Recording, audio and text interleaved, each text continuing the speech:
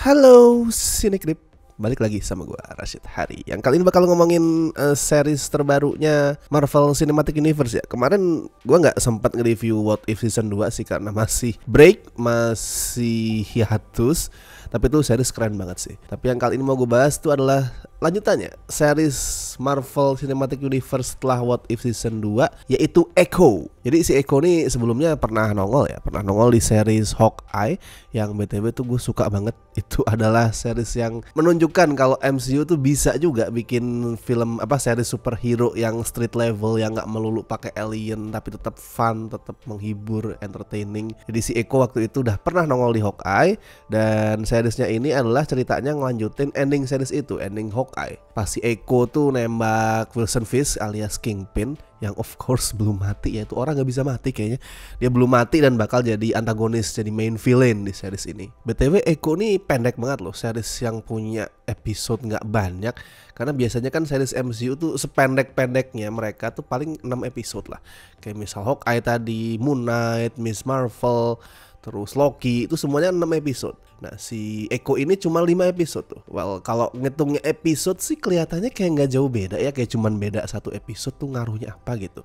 Tapi kalau misalkan lu hitungannya menit, berarti kan Echo ini lebih pendek sekitar sejam, mungkin 50 menit dibandingkan kebanyakan series MCU. Nah pertanyaannya kan, apakah dengan jadi lebih pendek itu Echo bisa kerasa lebih padat ceritanya atau malah jadi buru-buru? Ya kalau buat gue sih, gue cenderung yang pertama sih.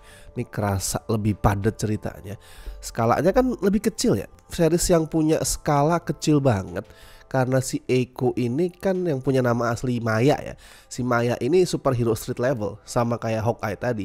Dia tuh street level, gak ada ngurusin serbuan alien atau Thanos dan lain-lain, tuh gak ada. Ini street level, ngurusin jalanan, ngurusin kota. Jadi skalanya jauh lebih kecil. Skalanya lebih kecil, latarnya juga cuman sebuah kota kecil gitu aja.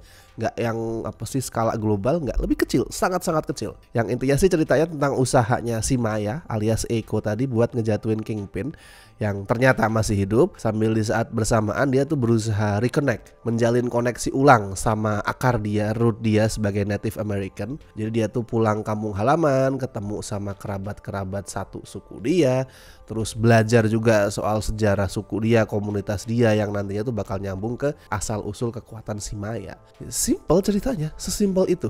Makanya buat gue adanya 5 episode tuh pas banget, nggak draggy gitu, nggak kerasa dipanjang-panjangin ceritanya cuman buat menuin kuota gitu. Kayak waduh, di sebenarnya ceritanya cuma 5 episode nih, tapi karena harus 6 episode gue panjang-panjangin lah, gue tambah-tambahin, gue lama-lamain gitu. Nah nggak ada di sini. Walaupun di episode pertama tuh gimana ya, gue ngerasa kayak gerakan alurnya masih rada kasar gitu, masih yang agak lompat-lompat, karena kan bentuknya masih kayak itu ya, kayak semi recap, kayak berusaha ngasih jembatan sama ending Hawkeye gitu. Jadi kayak penyambung antara dua seriesnya.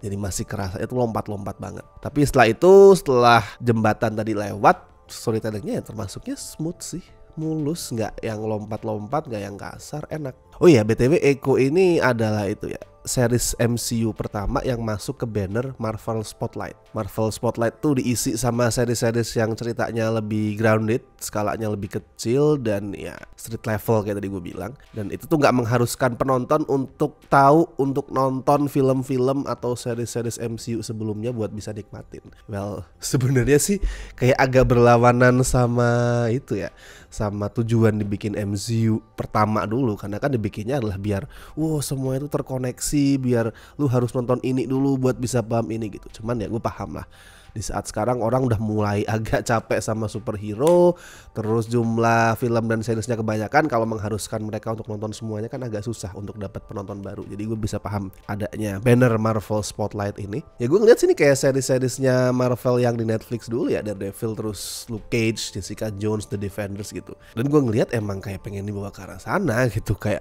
musuhnya aja Kingpin kan di sini kan, kayak di Daredevil dulu. Terus Daredevil sendiri muncul sebagai cameo di sini.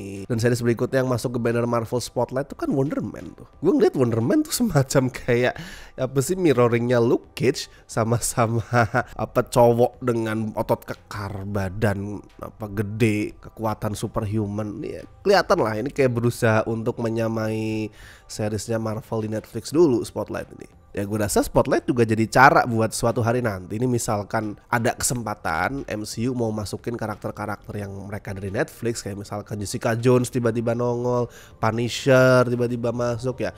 Kalau misalkan itu terjadi, gue yakin tuh lewatnya adalah lewat series Spotlight ini. Semoga sih ya, karena gue suka banget tuh dulu Jessica Jones, gue suka banget. Terus si Punisher juga oke. Luke Cage ya kayaknya nggak nongol sih karena ada Wonder Man tadi ya, kayak terlalu sama gitu kalau tiba-tiba nongol. Kalau Iron Fist mah nggak usah.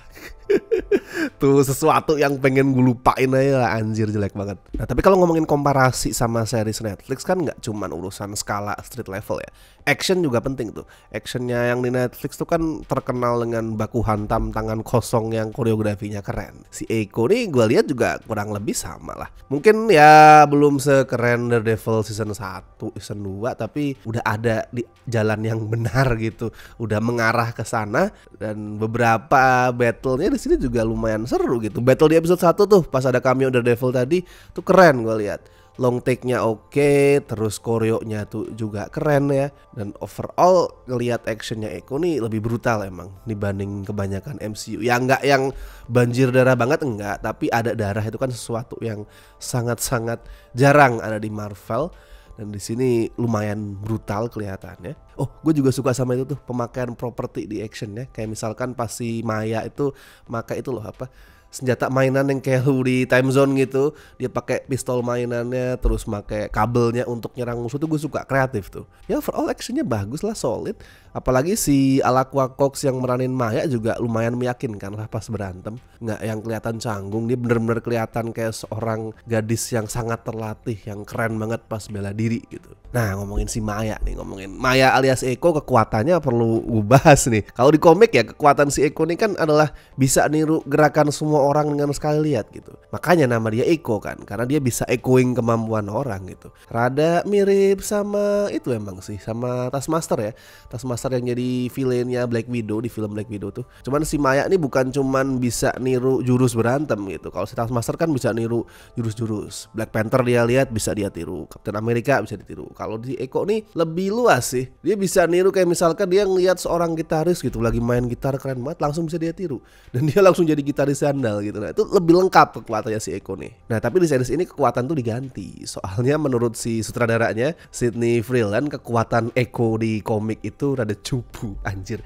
Buat gue sih tuh agak kurang ajar ya komennya tuh. Kayak ya lu ngapain bikin apa series Echo, misalkan lu ngerasa kalau kekuatan si superhero yang lu bikin ini cupu gitu. Awalnya gue ngerasa gitu sih. Tapi begitu nonton, untunglah perubahannya bisa dijustifikasi gitu. Soalnya kekuatan Echo di series ini, kekuatannya si Maya ini nggak cuman kelihatan keren, tapi itu juga bisa mendukung elemen kultural di ceritanya, yang akhirnya juga bisa ngasih dampak emosi. Karena kan intinya Echo ini adalah series soal itu generasi yang menggema gitu. Echo di sini, gema yang dimaksud di sini adalah gema antar generasi gitu. Gimana cewek-cewek tiap generasi itu saling terhubung. Makanya si Maya akhirnya bisa pakai kekuatan leluhur-leluhur dia. Karena mereka sebagai satu suku itu bisa terhubung. Mereka tuh saling melengkapi. Mereka adalah apa ya, bagian gitu, bagian yang saling mengisi, saling bergema gitu di satu sama lain. Dan buat gue itu emosional sih. Apalagi pas kekuatan tadi itu dipakai di final battle-nya, cakep banget. Gue suka, itu menyentuh sih. Ya seru, fun, tapi kekuatan utamanya adalah gimana kekuatan si karakter utamanya itu bisa bikin battle itu menyentuh.